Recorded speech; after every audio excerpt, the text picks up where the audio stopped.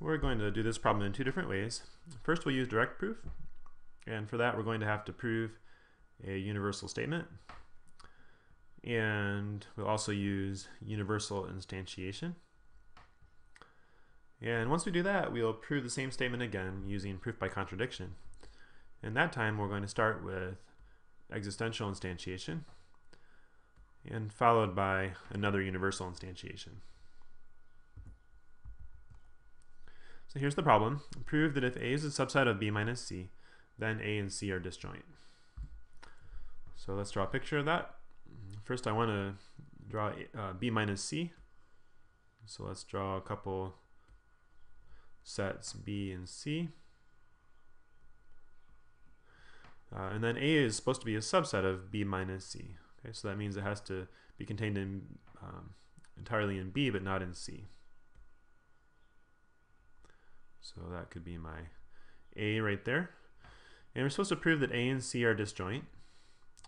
And it looks pretty clear from the picture they don't have any overlap. The way we'll prove that is to take some point X in A, and we'll say, okay, then X has to be in B minus C, and therefore it's not in C. Okay, so A and C have no points in common. So let's figure out the logic for the direct proof here. First thing we'll do is we have this big if-then statement as a goal, and we'll take the antecedent and we'll do direct proof. We'll bring it down as a given. And then once we have that, we can write out some definitions in logical form. So A being a subset of B minus C gives us this, and A and C being disjoint, well, we could either say X in A implies X not in C, or X in C implies X not in A. And the reason I've decided to try this one is that the X in A antecedent matches up with our given here, so they will combine a little bit later, as you'll see. Okay, and then when we have a universal statement as a goal, we can just drop the universal quantifier and let X be arbitrary. Okay, so that's our new goal. And now that we have this X to work with, we can take this universal statement that we have as a given and do a universal instantiation and just say, okay, that's true then for this particular value of X that we're working with. So in effect, we've dropped both of the quantifiers on the given and goal side. And now we have a conditional statement as a goal. So let's do direct proof and just bring the antecedent X in A over as a given. And that will combine nicely with our conditional statement on the given side by modus ponens to give us X in B minus C. And the definition of that is just that X is in B and X is not in C. So we have our goal of X not in C. So let's write out the proof. The first step we did was to take this conditional goal and do a direct proof. So bring the antecedent over as a given. So we can begin by saying, suppose A is a subset of B minus C. We show that A and C are disjoint. Right, that's our new goal over here. And then we wrote out some definitions, and we dropped the quantifier here, right? We said let X be arbitrary, and then this will be our goal. All right, so we should mention that in our proof. Let X be arbitrary. And then you could say here, if you want, you could say we show that if X is in A, then X is not in C. But that's maybe a little bit redundant with what's come before and what's going to come after. So we'll just go on to the next step here, which was to do direct proof. Move our antecedent over as a given. So I will say, suppose X is in A. We show that X is not in C. That's our new goal. Okay, and then we have modus ponens over here on our given side. And this conditional statement, that came originally from this subset statement, right, via a definition and then a universal instantiation. Okay. And when we combine those two statements by modus ponens, we are able to conclude that x is not in B minus, excuse me, x is in B minus C. So, putting all that together, we can say since x is in A and in A is a subset of B minus C, it follows that x is also in B minus C. And we said that was by the definition of subset, by universal instantiation, and modus ponens. Put it together. And the final step was just to write out the definition of x in B minus C, which in particular gave us that x is not in C, which was our goal. So I will write just therefore, right, because x is in B minus C, x is not in C by the definition of set difference. And we're done.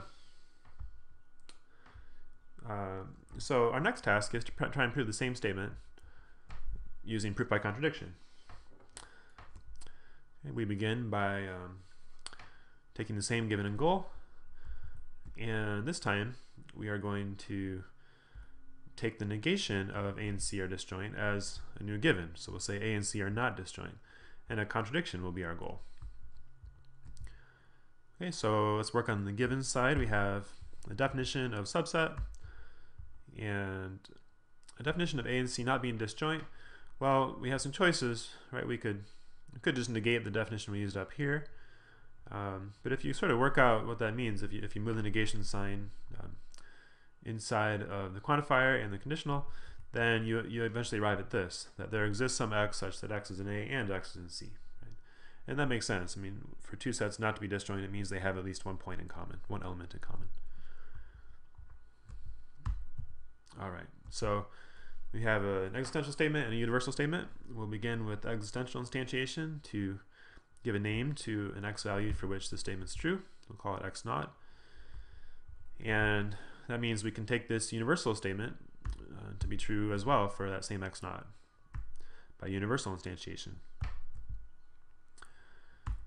And then from the x in A part, x naught in A part here, together with that conditional, we have a modus ponens to conclude that x naught is in B minus C. And together with the part of the given we haven't used yet, x naught in C, we're going to get a contradiction because that leads to x naught not in C.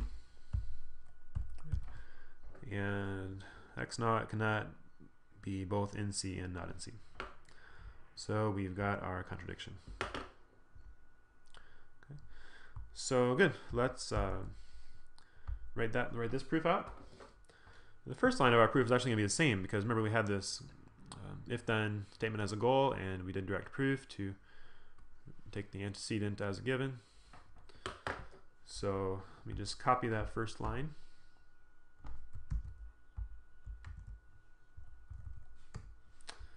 And then after that is where things got a little different. This was our goal, and we decided to do proof by contradiction. So we assumed its negation, and a contradiction became our goal. For that, we can say suppose for contradiction that A and C are not disjoint.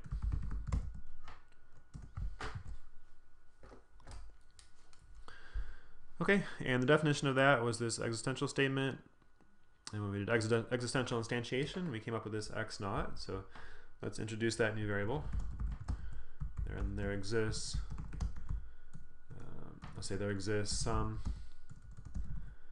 x naught such that x naught is in A and x naught is in C by existential instantiation. Okay, and then we wanted to combine the first half of that with this conditional via modus ponens to come up with x naught in B minus C. And that conditional originally came from our subset statement up here, right? We wrote out the definition and then did a universal instantiation. So we can try and say all of that on the next line. Since x naught is an A, and A is a subset of B minus C, it follows that x naught is in B minus C as well, which by the way looks a lot like what we were writing up in the previous proof. And again, this is by definition, just like it was up there, this is a definition of subset, universal instantiation, and modus ponens. And then we just finish things up. So this x naught in B minus C gave us that x naught is not in C. Okay. And then so yeah, and then that combined with x naught in C right here to give us our goal of a contradiction. So I'll say therefore x naught is not in C, which contradicts the fact that x naught is in C from earlier.